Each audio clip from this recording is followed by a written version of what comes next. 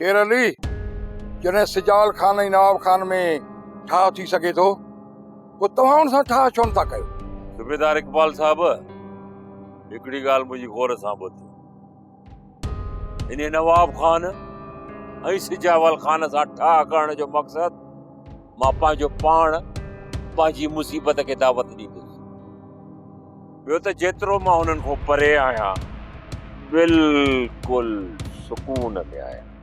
शेर अली जेकॾहिं उन्हनि तोला ॿीहर खॾ खोटी न त उनजो हिसाब मां तोखे पाण वठी ॾींदुसि, पाण।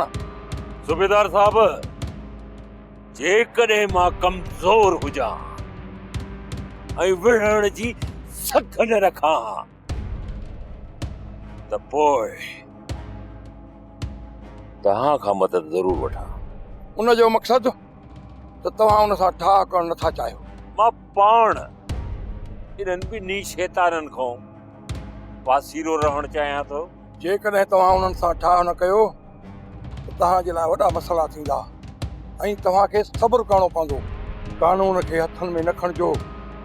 मां हिते अमन चाहियां थो, अमन। मूंखे कानून जी पटी न पढ़ाए।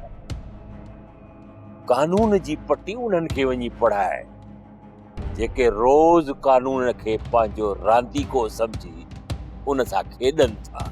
कंहिंखे सम्झाइणो आहे ऐं कंहिंखे नाहे सम्झाइणो, इहो मां खूब ॼाणा थो।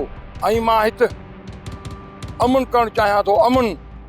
जंहिं बि अमन खे ख़राब करण जी कोशिश कई उनखे मां बख़्श कोन कंदुसि।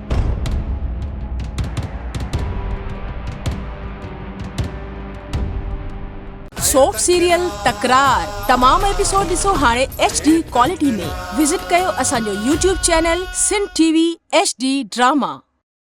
सब्सक्राइब कयो असांजो official YouTube channel Sindh TV HD drama ऐं वधीक अपडेट लाइ बेल आइकन खे क्लिक करियो।